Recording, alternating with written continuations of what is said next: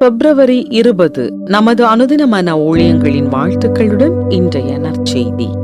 தேவனின் ஞானமான நோக்கங்கள். இன்றைய வேதாகம பகுதி சங்கீதம் 13.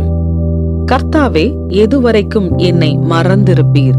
எதுவரைக்கும் உம்முடைய முகத்தை எனக்கு மறைப்பீர்? என் இருதயத்திலே சஞ்சலத்தை நித்தம் நித்தம் வைத்து எதுவரைக்கும் என் ஆத்துமாவிலே ஆலோசனை பண்ணி கொண்டிருப்பேன்? எதுவரைக்கும் என் சத்துரு என்மேல் தன்னை உயர்த்துவான்? என் தேவனாகிய கர்த்தாவே, நீர் நோக்கி பார்த்து எனக்கு செவி கொடுத்தருளும். நான் மரண நித்திரை அடையாதபடிக்கு என் கண்களை தெளிவாக்கும். அவனை மேற்கொண்டேன் என்று என் பகைஞன் சொல்லாத படிக்கும், நான் தள்ளாடுகிறதுனால் என் சத்துருக்கள் களி கூறாத படிக்கும் இப்படி செய்தருளும். நான் உம்முடைய கிருபையின் மேல் நம்பிக்கையாயிருக்கிறேன். உம்முடைய ரட்சிப்பினால் என் இருதயம் களி கூறும். கர்த்தர் எனக்கு நன்மை செய்தபடியால் அவரை பாடுவேன். குறிப்பு வசனம்: கர்த்தாவே, எதுவரைக்கும் என்னை மறந்திருப்பீர்? சங்கீதம் 13:1. இந்தியா வரலாறுகளால் நிரம்பியுள்ளது. நீங்கள் செல்லும் இடமெல்லாம் வரலாற்று சிறப்பு மிக்கவர்களின் நினைவு சின்னங்கள் அல்லது முக்கியமான நிகழ்வுகளை நினைவு கூறும் இடங்களை காணலாம். ஆனால் இங்கிலாந்தில் உள்ள ஒரு உணவகத்தில் ஒரு வேடிக்கையான செய்தி பார்வைக்காக வைக்கப்பட்டிருந்தது.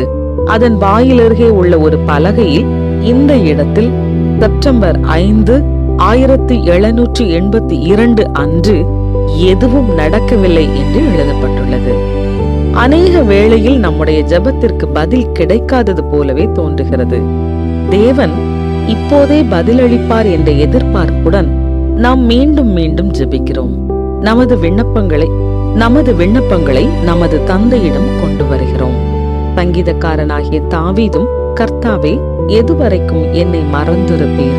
எதுவரைக்கும் உம்முடைய முகத்தை எனக்கு மறைப்பீர் என்று கர்த்தரை நோக்கி விண்ணப்பம் பண்ணுகையில் இப்படிப்பட்ட விரக்தியை வெளிப்படுத்தினார். அதே வண்ணம் நாமும் எளிதாக, ஆண்டவரே, நீர் பதிலளிக்க இன்னும் எவ்வளவு காலம் ஆகும் என்று கேட்கலாம். எனினும் நம் தேவன் ஞானத்தில் மட்டுமல்ல, அவருடைய நேரத்திலும் பூரணர். எனவே தாவீது, நான் உம்முடைய கிருபையின் மேல் நம்பிக்கையாயிருக்கிறேன், உம்முடைய ரட்சிப்பினால் என் இருதயம் களி கூறும் என்று சொன்னார்.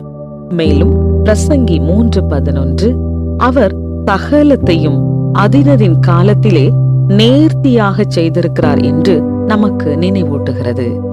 நேர்த்தியாக என்ற சொல்லுக்கு பொருத்தமானது அல்லது மகிழ்ச்சியின் காரணம் என்று பொருள். தேவன் நம் ஜெபங்களுக்கு நாம் விரும்பியபடி பதிலளிக்காமல் இருக்கலாம். ஆனால் அவர் எப்போதும் தனது நோக்கங்களை ஞானமாக செயல்படுத்துகிறார்.